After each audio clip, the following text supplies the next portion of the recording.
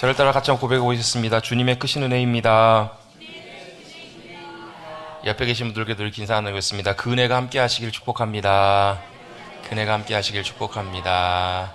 하나님의 은혜가 함께 하시는 것이 우리에게 얼마나 귀하고 복된 것인지 모릅니다. 그 은혜가 때때로 어떨 때는 생명의 빛으로 우리 가운데 역사할 때가 있고요.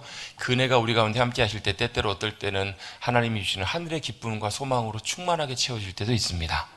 또 그 은혜가 함께 하실 때 하나님의 지혜와 도우심이 함께 하실 때가 있고요. 그 은혜가 함께 하실 때 하나님의 놀라운 부으시는 새 힘과 능력과 권세가 우리 가운데 함께 할 수도 있습니다. 여러분, 우리가 믿음으로 살아간다는 것은 내 힘과 지혜로 내 계획과 의지로 살아간다는 것이 아닙니다.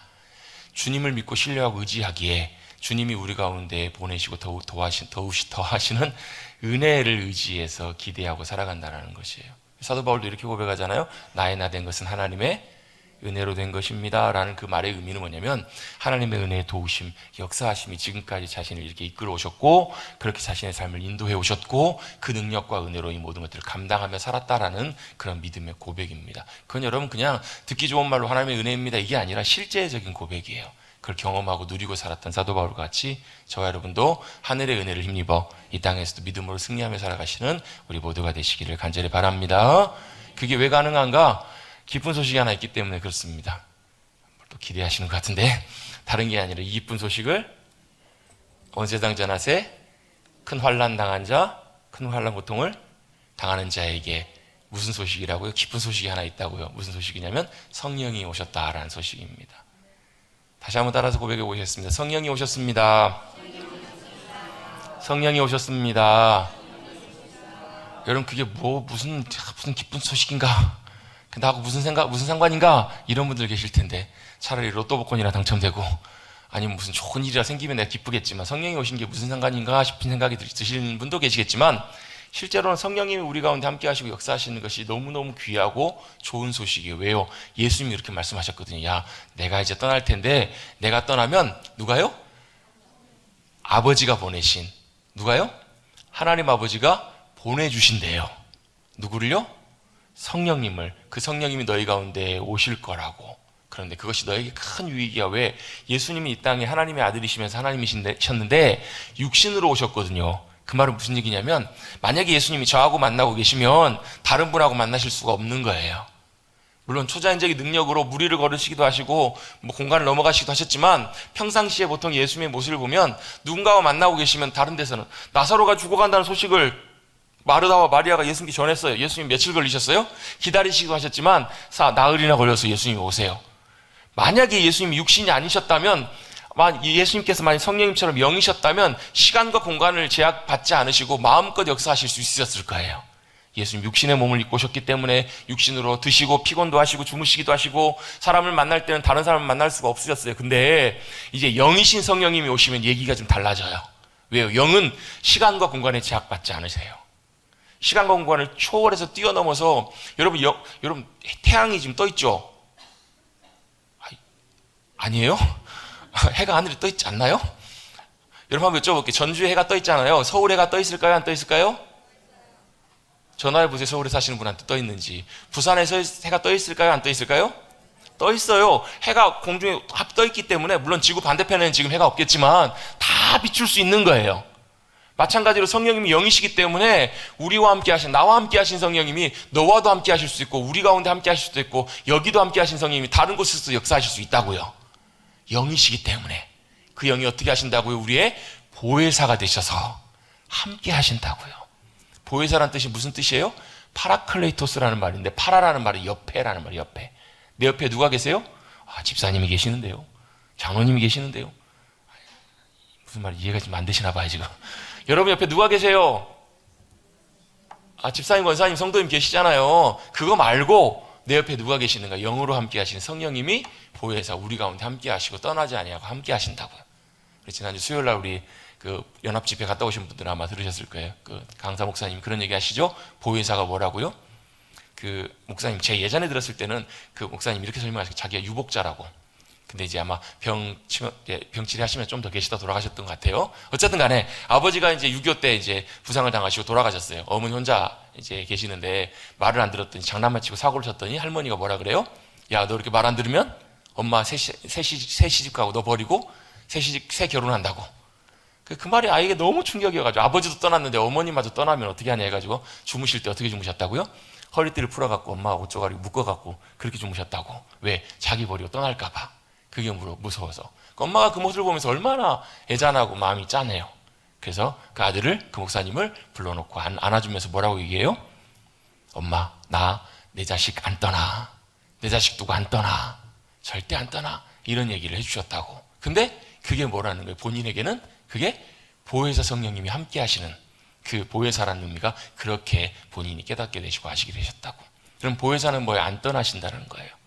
함께 하시고. 어디서나요? 아무도 들어갈 수 없는 그곳에, 수술장에, 또 아무도 갈 수 없는 그곳에, 나 홀로 떨어져 있는 그곳에 누가 함께 하고 계신다고요? 보혜사 성령님이 계신다고요. 우리를 도우시고, 우리를 격려하시고, 우리를 위로하시고, 우리의 도움이 되시고, 우리에게 조언을 하시고, 우리의 힘과 능력과 보혜사. 그래서 여러분, 제자들이 여러분 마가의 다락방에 성령님이 임하신 다음에 완전히 다른 제자들이 돼요. 그 이전에는 두려움도 많고 미련하고 지혜도 없고 그냥 별 볼 일 없는 제자들이었는데 성령님이 그들 가운데 함께 하시고 충만하게 역사하시니까 완전히 다른 사람들이 되잖아요. 사람들이 깜짝 놀랄 만큼. 왜요? 성령님이 지혜가 함께 하시고 성령님이 뭐가요? 권능이 함께 하시니까. 이 모든 걸 감당하고 승리했던 것처럼 우리도 우리와 함께 하시는, 우리 가운데 찾아오신, 우리에게 보내주신 보혜사 성령님과 함께 살아가시는 저와 여러분 되시기를 주님의 이름으로 축복합니다. 그래서 우리 지난 작년도 표가 뭐였죠? 성령의 사람이었습니다. 세 분밖에 기억을 안 하셨나 봐요. 성령의 사람 하면서 우리가 세 가지를 우리가 정리해서 함께 좀 한 반년 정도 우리 성령에 대해서 쭉 함께 주일날 말씀을 나눴는데요. 그 세 가지가 혹시 뭔지 기억나세요? 내주하신 성령님과 함께, 충만케 하신 성령님과 함께, 열매 맺게 하신 성령님과 함께. 감사합니다. 그래서 정확하게 기억하시네. 일부에는 다 이러시더라고요. 그때는 현수막에 써 있었으니까 다 보고 이렇게 읽으셨는데 현수막이 없어요 지금은. 여러분 그거 꼭 기억해 놓으신 게 참 좋아요. 왜? 성령님에 대해서 참 이렇게 정리가 잘 돼. 성령님을 이해할 때 이 세 가지를 잘 이해하면 우리가 성령님에 대해서 굉장히 많이 잘 알 수 있거든요. 성령님이 어디 계신다고요? 내 안에 내주하고 계신다고요. 내가 예수님을 믿고 고백하는 그 순간에. 그런데 그 성령님이 내 안에만 계시는 것에서 그치시는 거 아니라 뭘 하기를 원하시냐면 충만하게 채워지기를 원하시는 거예요. 충만하게. 돈이 있는데 요만큼밖에 없어요. 근데 돈이 있는데 얼마나요? 조금만해요. 그럼 어때요? 마음이 든든하겠죠. 성령님이 우리 안에 계시는데 성령님이 계시는지 안 계시는지도 잘 모르겠어. 성령님보다 내 생각이 더 많고 내 욕심이 더 많고 내 것이 가득 차 있으면 성령님이 전혀 역사하실 수 없으세요. 근데 성령님이 내 안에 충만하게 역사하시기 시작하시면 뭐가요? 성령님의 열매가 맺혀진다고요. 또 어떤 성령님의 권세와 능력이 나타난다고요. 성령 충만하십시다. 성령님의 열매가 풍성하게 맺혀지는 성령의 사람들이 되시기를 주님의 이름으로 축복합니다. 그게 여러분 성령 강림주의를 맞이하는 우리가 성령님을 사모해야 되는 중요한 이유이기도 합니다. 성령의 사람이 되는 것, 그 성령님이 우리에게 격려와 힘으로 함께 하시고 도우시고 보혜사가 되어주시는 것, 그건 너무너무 귀한 선물이고 귀한 은혜입니다. 제가 지난주에 며칠 전에 저희 처음으로 이제 몇 번 간 적은 있었는데 처음으로 시작부터 끝까지 야구장에 가서 응원을 한 적이 있습니다. 저희 조카들이 이번 한 주간이 학교 이렇게 재량 쉬는 가족들과 보내는 주간이라 그래가지고 야구장에 가고 싶다. 야구장 온다 그래서 그래 우리도 한번 가자 해가지고 식구와 같이 야구장에 갔어요. 그 전에도 이제 야구장에 몇 번 가본 적 있고 예전에 한번 그랬던 적이 있거든요. 서울의 제일 큰 야구장을 지나가는데 응원을 하는데요. 야, 그 맞은편에 있는데 땅이 흔들리더라고요. 지축이 흔들린다. 과장이 아니고 진짜 여러분. 못 믿으시네. 진짜 그렇더라고요. 와, 야구장의 그 열광적인 응원 소리와 그게 열기가 얼마나 대단한지 제가 야구장 밖에 이렇게 서서 지나가는데도 그게 다 이게 느껴질 만큼, 그 진동이 올 만큼 어마어마하게 응원 열기가 크고 하더라고요. 근데 실제로는 처음부터 끝까지 야구 응원하고 야구장에 들어가서 있었던 건 이번에 처음이에요. 저희 아내가 이제 야구장 티켓을 예매를 했는데 참 좋게 상대팀, 원정팀 응원석 한가운데다가 자리를 다 이렇게 예매를 해놔가지고 우리 이제 저희 팀 응원하는 쪽 팀을 바꿔보려는데 자리가 안 나는 거예요. 그래서 어떻게 했는가? 이순신 장군도 12척의 거북선으로 왜군과 싸워서 이기셨는데 적진 한가운데에서 우리 편을 열심히 응원해보리라 라는 마음으로 달려갔는데 참 다행이게 원정 응원팀 조금밖에 안 되고 원정석 자리에도 다 우리 팀, 홈팀 응원하는 응원객들이 가득 차 있더라고요. 야, 응원 열기가 얼마나 뜨겁고 대단한지 제가 만약에 상대팀 선수였으면 주눅 들 것 같더라고요. 얼마나 그냥 열심히 상대팀 응원하는 팀들은 요만큼 조그맣게 응원단도 없어가지고 그냥 들리는 들 많은 들 하는데 그냥 여지없이 징크스대로 제가 응원하거나 보는 팀은 경기는 집니다. 그날도 졌습니다. 제가 응원하는데 첫 1회부터 막 이렇게 아무튼 지기 시작해가지고 경기가 이길 그런 기미가 안 보여요. 근데 끝날 때까지 9회 말 투아웃까지 포기를 하지 않는 것은 그 응원단들이 얼마나 열심히 응원하는지 제가 그런 생각이 들었습니다. 야, 홈팀 선수들은 참 힘나겠다. 그리고 끝까지 포기하지 않고 응원하는 그 응원의 열심을 보면서 선수들에게 참 많은 힘과 용기가 되겠다, 도움이 되겠다, 그런 생각이 들었어요. 아, 이래서 홈 경기가 참 중요하겠다, 그런 걸 제가 느끼고 돌아왔습니다. 여러분, 마찬가지입니다. 더 이상 이제 결과가, 제가 만약에 집에서 야구 봤으면 아마 중간에 보다 껐을 거예요. 왜? 더 이상 이길 가능성이 없어 보이는 경기였기 때문에. 근데 거기 앉아서 끝까지 포기하지 않고 응원하는 걸 보면서 누군가가 지고 있을 때, 또 내가 잘 안 될 때도 누군가가 응원해주고 격려해주는, 누군가가 마음으로 함께해주는 그런 사람들이 있으면 참 힘이 되고 용기가 생기겠다, 도움이 되겠다라는 그런 생각을 하게 되었습니다. 힘을 내서 달려갈 수 있겠다, 이런 것들을 생각해 볼 수 있게 되었습니다. 여러분, 물론 여러분, 우리에게는요, 사람의 응원이나 사람의 격려보다 주님의 응원과 격려가 더 중요하고 의미가 있는 줄로 믿습니다. 사도 바울이 그런 고백을 하거든요. 내가 사람에게 기쁨을 구하려 아니다, 나는 하나님의 기쁨을 구하는 사람이다. 그 말은 무슨 얘기냐면, 사람의 칭찬이나 평가나 사람들의 응원보다 누가요? 하나님이 기뻐하시고 하나님이 칭찬해 주시고 하나님이 인정해 주시면 그것만으로 족하다라는 사도 바울의 고백이거든요. 그게 정말 중요하니까. 사람의 응원보다 하나님의 격려와 하나님의 도움과 하나님의 말씀하심, 응원이 우리에게 사실 훨씬 더 중요해요. 그리고 그게 꼭 필요한 이들이 있습니다. 지금 낙심하고, 지금 참 힘들어하고, 지금도 여러 가지 혼란스러운 어려운 상황 가운데 살아가고 있는 많은 이들, 특별히 다음 세대를 살아가야 되는 우리 사랑하는 청년들, 사랑하는 우리 다음 세대 자녀들, 그들의 삶 가운데 정말 주님의 은혜와 위로와 도우심과 격려가 참으로 필요한 시대입니다. 그리고 그것의 역할, 우리도 같이 감당해야만 할 것입니다. 우리 또 사랑하는 청년들, 다음 세대를 바라볼 때마다 그들을 위해서 격려해주고 또 응원해주고 따뜻한 말 한마디, 따뜻한 마음 하나 건네면서 그들의 인생 가운데 살아가는. 여러분, 지금 보세요. 지금 보면 결혼을 잘 안 하려고 하고 애를 잘 안 낳으려고 하잖아요. 우리 생각은 이렇거든요. 아, 왜 결혼을 안 하고 애를 안 낳으려고 할까? 근데 지금 처해 있는 현실과 상황들을 놓고 보면 참 그러할 만한 상황이에요.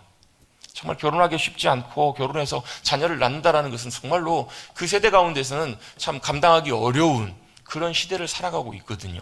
훨씬 더 세상 살긴 좋아졌지만 세상 살기는 훨씬 어려운 시대를 살아가고 있는, 시대의 삶을 살아가고 있는 이들이 바로 젊은 세대들, 젊은이들, 청년들, 또 다음 세대 우리 사랑하는 자녀들이거든요. 그들을 위해서 기도해주고 많은 응원과 격려를 우리가 해줄 수 있는 우리 사랑하는 성도님들 되시기를 간절히 바랍니다. 많이 격려해주는 거 참 필요하고 중요합니다. 또 그들을 돕고 섬기는 교사들을 위해서도, 그들을 정말 생명의 길로, 진리의 길로 인도하기를 위해서 수고하고 또 애쓰는 우리 교사들을 볼 때도 또 많이 격려해 주시고 응원해 주시기를 간절히 바랍니다. 더더군다나 믿음으로 살아가기 너무너무 어려운 시대잖아요. 믿음으로 주님 따라가는 그 삶을 살기가 너무 어려운 시대에 또 많이 응원해 주시고 격려해 주시고 기도해 주시는 우리 모두가 될 수 있게 되기를 간절히 바랍니다. 근데 여러분, 사실 오늘 함께 나누려고 하는 말씀의 내용은 이 응원과 격려가 주 메시지가 아닙니다. 이것도 필요하지만 이거보다 사실 더 중요한 내용을 성경을 통해서 우리는 발견할 필요가 있습니다.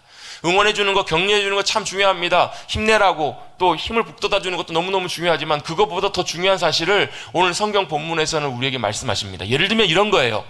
부모가 자녀를 위해서 격려하고 응원해요. 열심히 해, 열심히 해. 근데 그 자녀가 뭐예요? 도둑질하고 사기를 쳐. 무슨 말인지 이해가 안 되시나 봐요. 너무 제가 당황스럽게 표현했습니다. 자녀를 위해서 격려하고 열심히 하라고 막 응원해 주는데 자식이 뭐 나쁜 짓 하고 다녀요. 그러면 그 응원과 격려가 잘못된 것이죠. 응원과 격려가 의미가 없는 것입니다. 차라리 안 하면 못합니다. 자녀가 바른 길을 걸어가고 있지 못하는데 해야 될 일은 뭐예요? 응원과 격려보다 더 필요한 것이 진짜 가야 될 생명의 길이 무엇이고 뭘 붙잡고 어떻게 인생의 걸음을 걸어가야 되는지 그걸 도와주고 가르쳐주는 것이 더 중요한 일일 거란 얘기예요. 그래서 오늘 본문의 전도서의 저자인 솔로몬은 이렇게 말씀합니다. 이 12장 1절입니다. 12장 1절 앞에 부분까지, 우리 1절 그냥 다 같이 한번 읽어보겠습니다. 12장 1절 읽습니다. 시작. 너는 청년의 때에 너의 창조주를 기억하라. 곧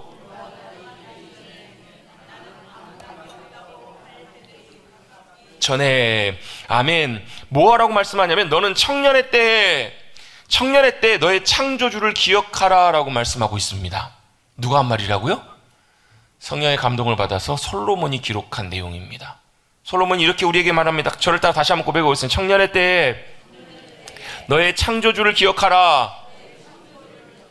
청년의 때 뭐 하라고요?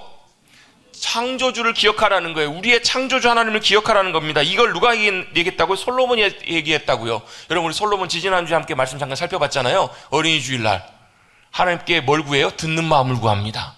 하나님 말씀을 듣는 마음, 하늘의 놀라운 지혜를 들을 수 있는 그런 듣는 귀를 주십시오. 또 사람들, 세상을 헤아리고 들을 수 있는 그런 지혜와 은혜를 하나님께서 주시잖아요. 근데 그것만 주시는 게 아니라 부와 명예와 장수와 성공과 모든 걸 다 주세요. 세상 역사 가운데 가장 성공하고 가장 많은 것들을 누린 사람이 누구냐면 솔로몬이에요. 하나님이 제일 많이 투자하셨다고요. 세상에 값진 것들, 세상에 좋은 것들, 세상에 귀한 것들을 다 주시고 다 누리고 경험하게 하신 사람이 누구였냐면 솔로몬이었어요. 심지어 부인과 첩이 1000명이에요. 놀라시는 분들이 계신데, 부인과 첩이 300명, 700명, 1000명이에요. 뭐예요? 해볼 수 있는 거 다 해봤어요. 세상에 즐거운 것, 세상에 좋은 것, 세상에 귀하다고 하는 것, 모든 걸 다 해보고 경험해보고 난 다음에 노년의 전도서를 쓰면서 내렸던 결론이 뭔가? 전도서 12장 마지막 절이에요. 마지막 장이에요. 너는 다른 것보다 청년의 때에, 그래, 청년의 때 누리고 싶고 하고 싶은 거, 즐기고 싶은 거 많이 있겠지, 다 있겠지. 그런데 그것보다 더 중요한 것이 있더라. 청년의 때는 너의 창조주를 기억해야만 해. 이렇게 솔로몬이 권면하고 있는 것입니다. 다 해봤더니 모든 것이 헛되더라. 그래서 여러분 12장 8절에는 여러분 우리 잘 아는 말씀이죠. 뭐라고요? 이 전도자가 솔로몬이잖아요. 8절도 한번 같이 한번 읽어보겠습니다. 시작.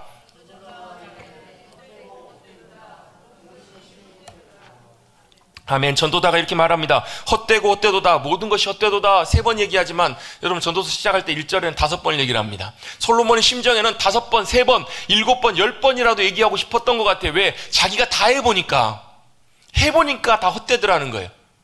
제가 예전에 30살에 이제 전임 사역을 시작하면서 이제 신방을 다니고 이제 교구 사역을 하다 보니까 식당들을 이제 많이 가게 됐어요. 음식들을 먹는데 그 지역에 참 이제 유명한 맛있는 맛집들이 굉장히 많아가지고 처음에 먹을 때는 눈이 동그랗게 떠지더라고요. 눈이 휘둥그레지면서 야, 이렇게 맛있는 음식이 있었나? 엄청 먹고 20kg를 쪘습니다. 제가 그때 이제 굉장히 말랐었는데 그때 먹고 굉장히 쪘어요. 야, 이렇게 맛있는 음식이 있구나. 한 2년 3년 먹고 나니까요, 더 이상 이제 감흥이 잘 안 생기더라고요. 웬만큼 그래도 나름 맛있다는, 유명하다는 그런 식당에서 맛있는 음식 많이 먹고 나니까 그거보다 더 맛있는 음식 아니고서는 별로 이렇게 맛있긴 맛있는데 그만큼의 감동이 별로 없더라고요. 제가 옛날에 대학 다닐 때 친구들하고 신나게 막 놀고 막 밤새 볼링 치고 논 적이 있거든요. 새벽 2시, 3시까지 하는 볼링장 문 닫을 때까지 볼링 치고 끝나고 나가지고 편의점 가가지고 라면 사 먹고 밤새도록 친구들과 노닥거리고 놀다 보면 아침 해가 떠요. 근데 아침 해가 떴을 때 제가 하고 싶어서 밤새도록 논 거 아니에요. 뭐 게임하고 놀고 뭐 운동하고 이렇게 놀고 나면 기분이 좋아야 되는데 그렇게 다 놀고 와서 아침 해가 떠오를 때 기숙사에 올라갈 때 마음이 얼마나 허전하고 허무하고 씁쓸한지 모르겠더라고요. 왜 그럴까요? 세상에 있는 것들은, 이 땅에 있는 것들은 우리가 누리고 즐기고 다 해봐도, 여러분 우리 행복의 기준을 보면 행복하다는 것을 어떻게 행복하다고 하냐면 내가 하고 싶은 것들을 다 하고 살 때 행복하다고 여기잖아요. 그렇죠? 내가 행복하는 것, 내가 원하는 것을 얻으면 행복하다고 느껴요. 근데 여러분 그게 한정이 없어요. 그리고 그게 다 행복할 것 같은데 그렇지가 않아요.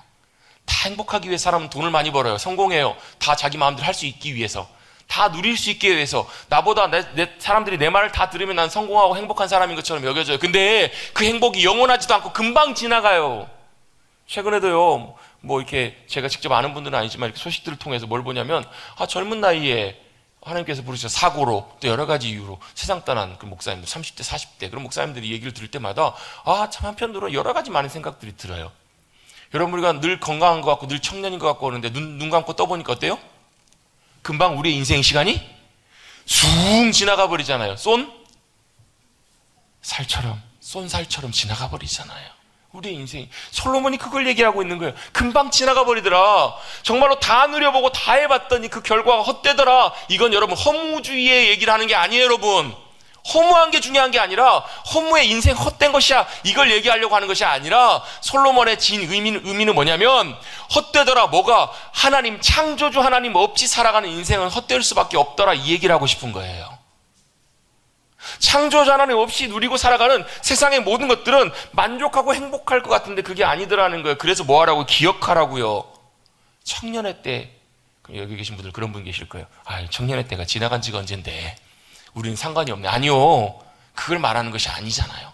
우리의 때가 아직 지나지 않을 때, 우리의 때가 딱 끝나기 전에 창조주 하나님 그분을 잊지 말고 기억하라. 금방 지나가 버리니까. 그래서 여러분 1절 뒷부분부터 7절 8절까지 나누는 말씀들이 내용이 그거예요. 간단하게 한마디 말씀드리면 뭐냐면 청년의 때인 것 같이 금방 우리의 인생을 마무리하는 날이 금방 온다는 거예요. 공고한 날이 오기 전에 우리 육신이 이제 피곤을 느끼고 힘들어하고 아무 낙이 없다고 할 때가 가까이 오기 전에, 제가 예전에는 그걸 이해를 잘 못했거든요. 젊을 때는 가서 이렇게 음식을 먹거나 하면 맛있게 저는 막 먹고 있는데, 연세 많으신 권사님들이 몇 젓가락 좀 드시다가 이런 말씀 하세요. 아이고 잘 먹었다. 아이고 입맛도 없네. 맛있게 잘 드셨던 것 같은데 입맛도 없대요. 그러면 숟가락을 놓으세요. 그게 이해가 안 됐었거든요. 근데 지금은 조금 이해가 될 것 같아요. 이해가 되는 것 같아요. 저도 이제 한 그릇 넘게 먹으면 배가 부릅니다. 소화가 잘 안 되고 이제 그만 먹으면 되겠다 싶은 마음이 들어요. 몇 년 전만 해도 안 그랬거든요. 몇 년 전만 해도 충분히 다 했었어요. 근데 그게 되지 않아요. 이제는 낙이 없어. 예전엔 즐거웠던 것인데 세상 살아가는 낙이 점점 없어져. 왜? 육신이 연약해지니까.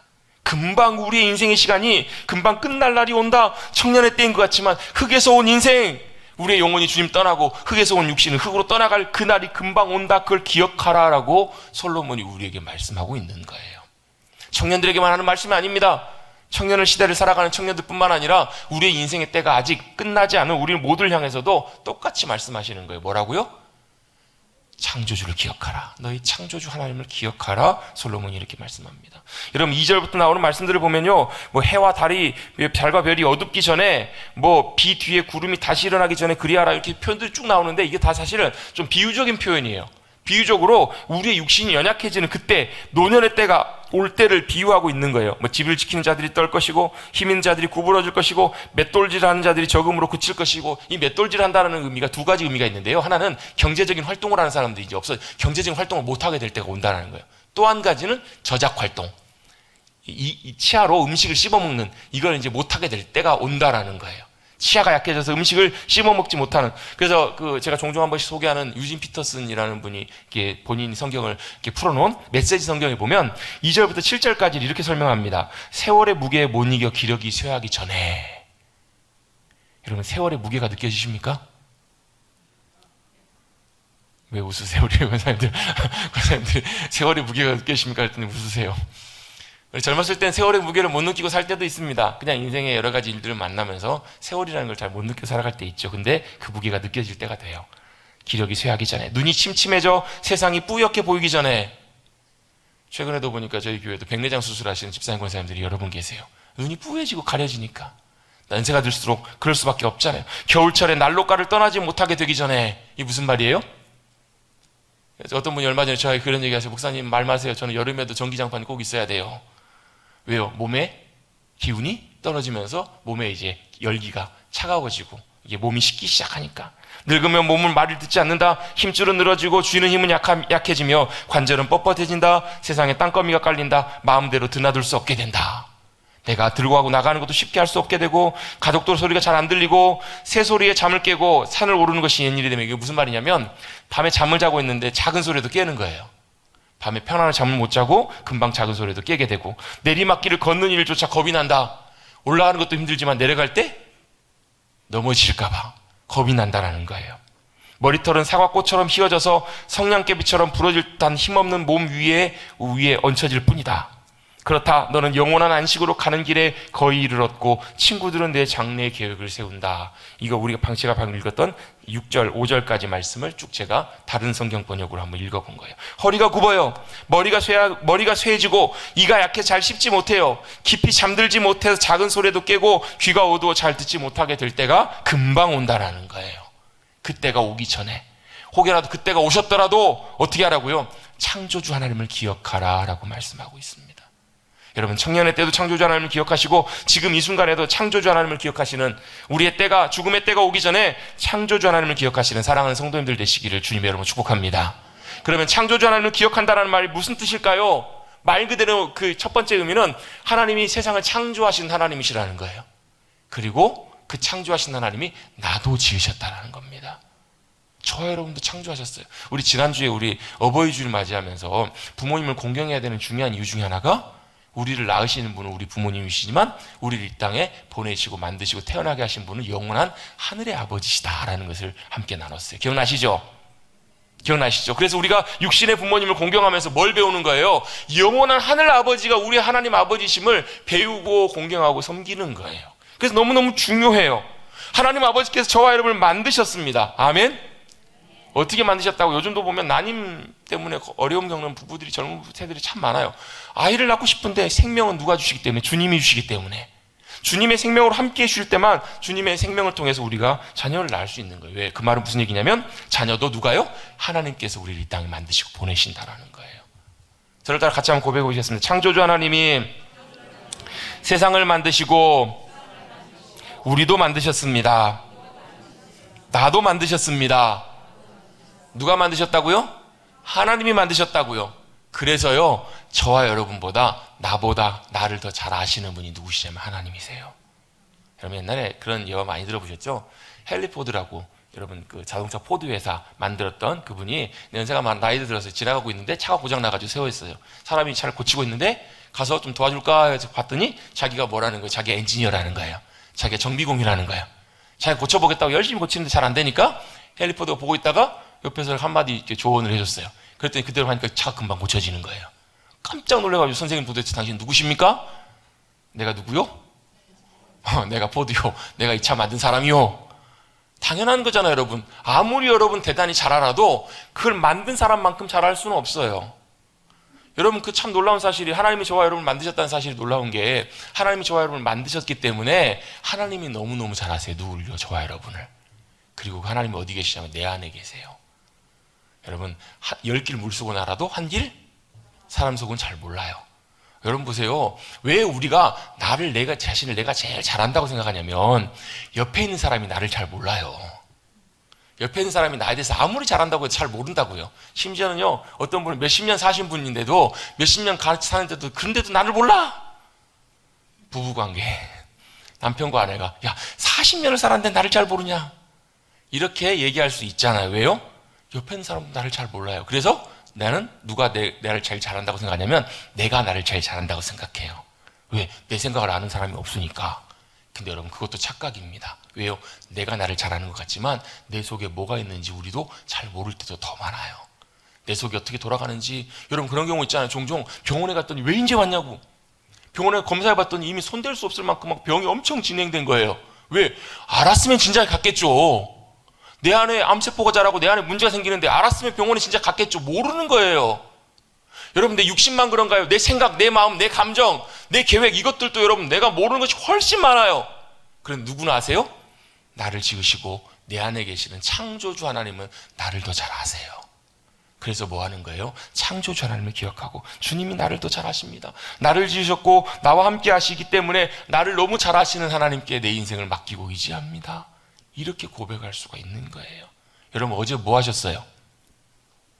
뭐 하긴 뭐 했어요? 밥 먹고 집에서 쉬고 잘 이것저것 했죠. 뭐 결혼식 갔다 왔죠. 누구 만났죠. 뭐 했죠. 얘기하실 수 있어요. 오늘 뭐 하세요? 예배 드리고 있잖아요. 예배 끝나고 뭐 하세요? 내일 뭐 하세요? 여러분 우리의 인생은요, 내가 내 인생 내가 잘하는 것 같지만 실제로는 여러분 내 인생 내 앞날도 모르고 살아가는 것이 우리의 인생이에요. 그런데 그걸 아시는 분이 계세요. 창조주 하나님이 그걸 다 아세요. 그래서 뭐 하라고요? 창조주 하나님을 기억하라는 것입니다. 여러분 다시 한번 고백해 보겠습니다. 창조주 하나님, 나의 하나님, 그 하나님이 나를 만드시고 나를 지으셨다는 것을 믿음으로 고백하는 것이 창조주 하나님을 기억하는 중요한 의미입니다. 두 번째 의미입니다. 창조주 하나님을 기억하는 두 번째 의미는 창조주 하나님이 내 삶의 주님이 되시고 왕이 되신다는 걸 인정하는 것입니다. 쉽게 말씀드리면 내 삶의 내 인생의 주인이 내가 아니라 주님이시라는 걸 고백하는 것입니다.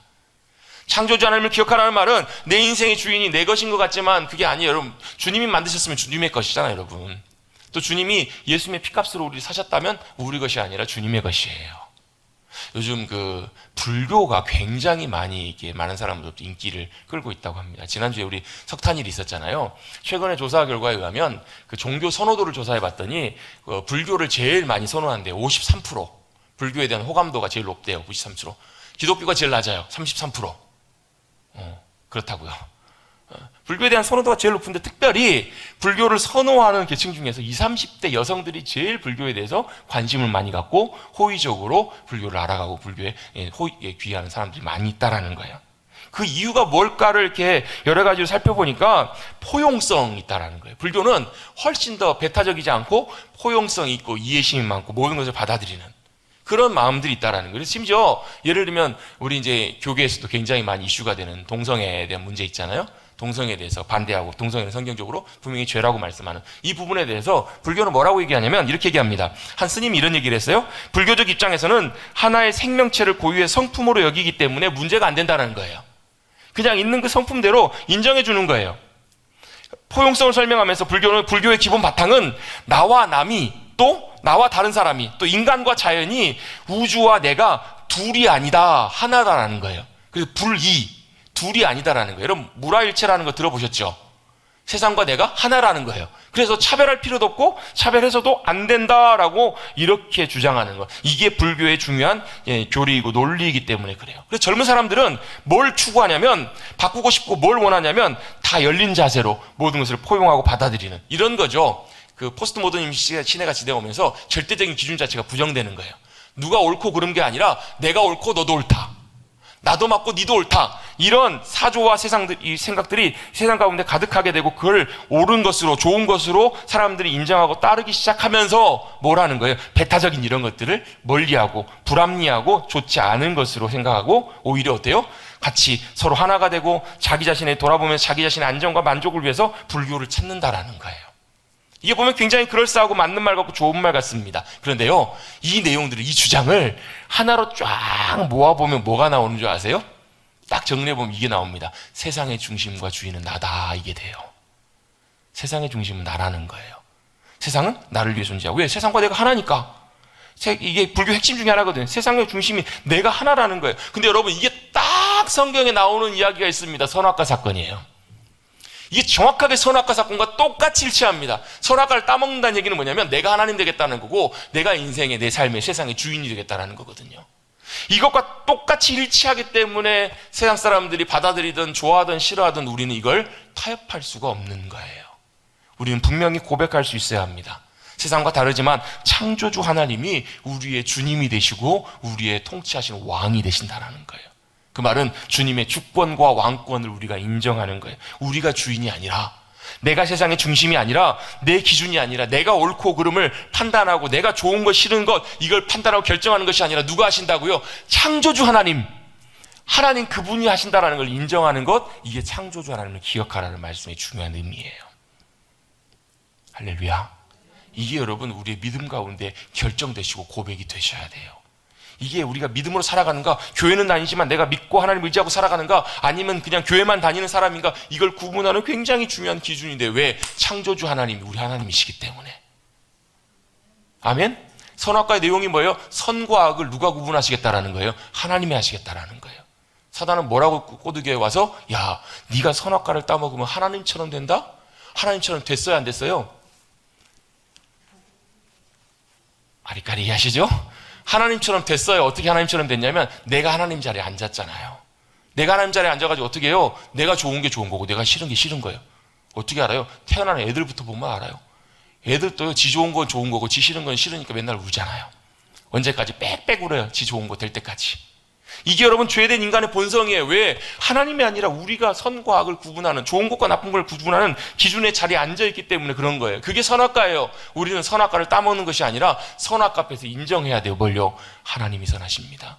하나님이 옳으십니다. 하나님이 기준이 되시고 하나님이 온전한 모든 것들의 가장 중요한 기준과 중심이 되십니다 라는 것을 고백하는 것이 창조주 하나님을 기억하는 거예요.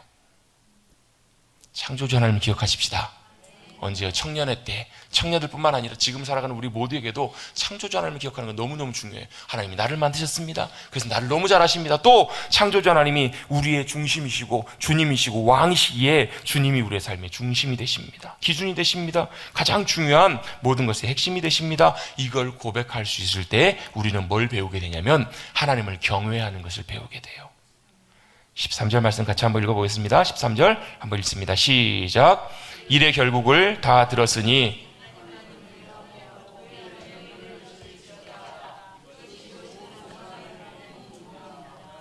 아멘. 하나님을 창조주 하나님을 기억하라는 말은 여호와 하나님을 경외하라는 말씀하고도 연결이 됩니다. 하나님을 경외한다는 말이 무슨 말이죠? 하나님을 인정한다는 말이에요.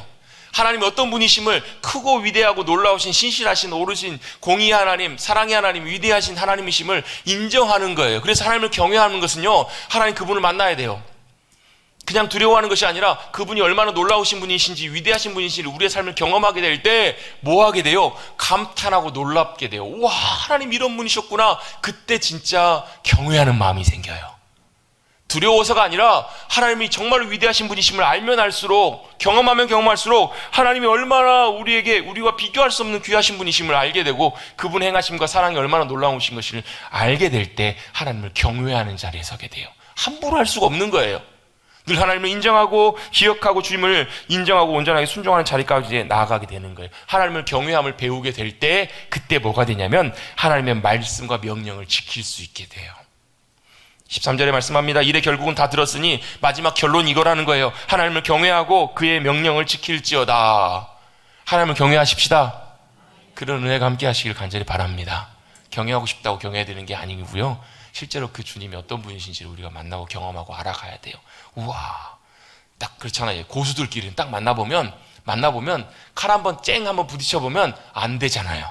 딱 내가 하수다, 내가 안 되는구나 딱 보고 안 되잖아요. 여러분, 하나님이 어떤 분이신지 우리가 알게 되면 당연히 그분 앞에서 하나님 경외함으로 엎드릴 수 있어요. 순종할 수 있는 마음이 생긴다고요. 여러분, 하나님의 말씀을 순종하라는 말씀은 기계적으로 순종하라는 말이 아니에요. 여러분, 기계적으로 말씀을 다 따라가라, 기계적으로 말씀 어기지 말고 그대로 다 하라, 이 말씀으로 끝나는 것이 아니라 사랑하기 때문에, 좋아하기 때문에, 하나님 때문에 하나님의 말씀을 순종하라는 말씀의 의미예요. 제가 다른 교회에 이렇게 헌신예배 설교를 하러 가면요, 자주 하는 설교가 있습니다. 뭐냐면 사랑하면 합니다 라는 주제로 설교를 많이 해요. 사랑하면 뭘 해요? 순종합니다. 사랑하면 헌신합니다. 사랑하면 하는 일들이 기쁨이 돼요. 근데 헌신 예배는 헌신을 다짐하기 위해서 나오는 자리잖아요. 근데 헌신을 다짐하는데 다들 무슨 마음이 드냐면 수고하고 헌신하고 봉사하다 보니까 무거운 짐을 막 이따만씩 지고 가는 거예요. 너무너무 힘들어갖고 터덕터덕 거리는데 헌신 예배 나오라고 하니까, 헌신하라고 하니까, 예, 주님 또 헌신합니다. 마음을 다짐고 헌신하고 다시 돌아가가지고 좀 시간 지나고 나면 또 그 마음이 사그라들면 막 이런, 내가 왜 나만 이게 짐을 짊어지고 가야 돼. 근데요, 헌신과 순종도요, 하나님을 사랑하는 마음이 있으면, 내가 주님이 나를 사랑하는 사랑을 알고 나도 주님을 사랑하게 되면요, 헌신과 순종과 심지어는요, 희생과 이런 것들도 기쁨이 되더라는 거예요.